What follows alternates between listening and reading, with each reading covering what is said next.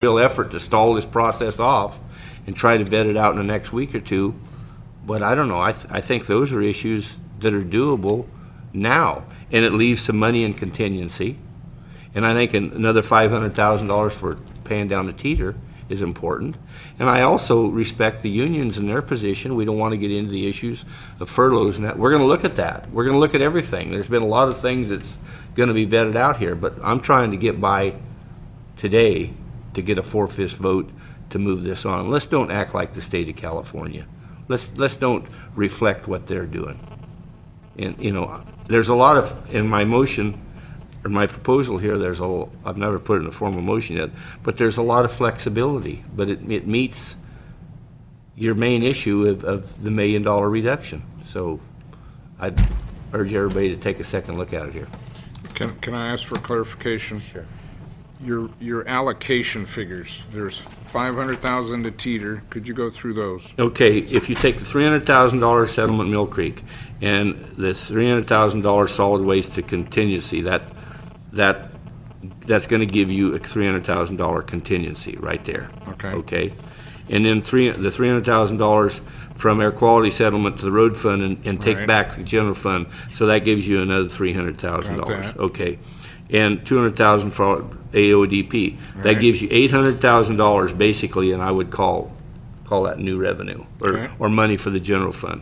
Okay, you give $500,000 to the teeter fund, Okay, $200,000 to the $200,000 to the water agency, okay, and you do away with the $200,000 drawdown from the general reserves.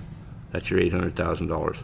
And see, that sets the $300,000 from the solid waste into the contingency. So you have a fairly good contingency, not as good as last year, to maybe that, and it meets your close to your $1 million reduction, which you're asking for, and it gives a pretty good payment to the teeter.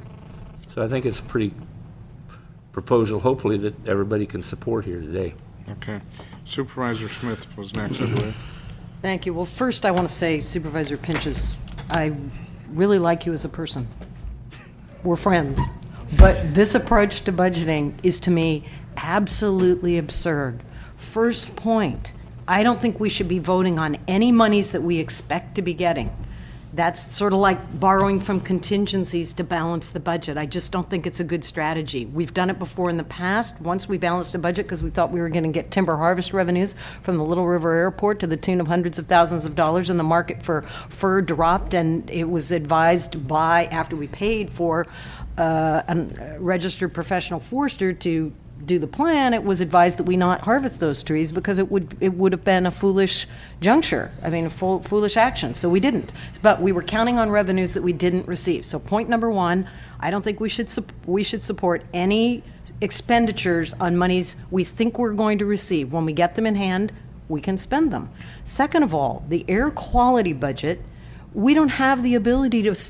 The Air Quality Management District is not a county department. It has its own budget and its own funds, and we don't have the ability to take money out of Air Quality Management District and put it into the county general fund to start moving money around. We don't have that authority. Council has already opined that. So that's point number two. Point number three, just saying, well, we're going to take $300,000 from solid waste. We don't have a plan in place to replace that $300,000. I proposed, last time we had a budget discussion, that I would have even considered at that point in time going forward with a budget balancing strategy that would include backfilling that department revenue if we would all agree to raise franchise fees to the 12% that all of our cities count on. So that would have been, if that was a companion piece, I would have said, sure, we can do that at this point in time, because we have taken the appropriate steps to find the revenue to adjust that problem. This board didn't want to take me up on that. That didn't go anywhere. So at this point, to say we're going to take $300,000 just to say we're going to take it from solid waste, thinking that there's going to be a public-private partnership down the line, that may happen. And then when that happens and we see enhanced revenue from that process, we ought to put it into our budget. So I just don't see this maneuvering. I just don't think it's responsible. We don't have the department heads here. I would want to ask every single department head that would be impacted by these maneuverings and these changes, what the impacts were to them. I just think it's more of the same of rearranging the deck chairs, and I appreciate your attempt, but I think that we need to get back to Supervisor Colfax's concern, because he's the one that changed his opinion, that we need to look at the structural issues. So I think we need to give general direction to the executive office, of which we did in our minutes of September 9th, extend those comments, which we can do, and get on with it. It's a very difficult process. We're all, have had quite a bit of all of it. But I just don't think we're getting towards taking individual supervisors, certain, priority little items and trying to base rearranging the budget at the 11th hour based on this. It's just not a good strategy. It's like we're micromanaging something that I think the message has been sent to the executive office. We want more comprehensive, systematic reviews of expenditures and revenues. And I'm sure they're going to now deliver. But I don't think we ought to be going down this path. Thank you, Supervisor. Ms. CEO, did you have comments, or go? Okay. John, David had his pen up. David.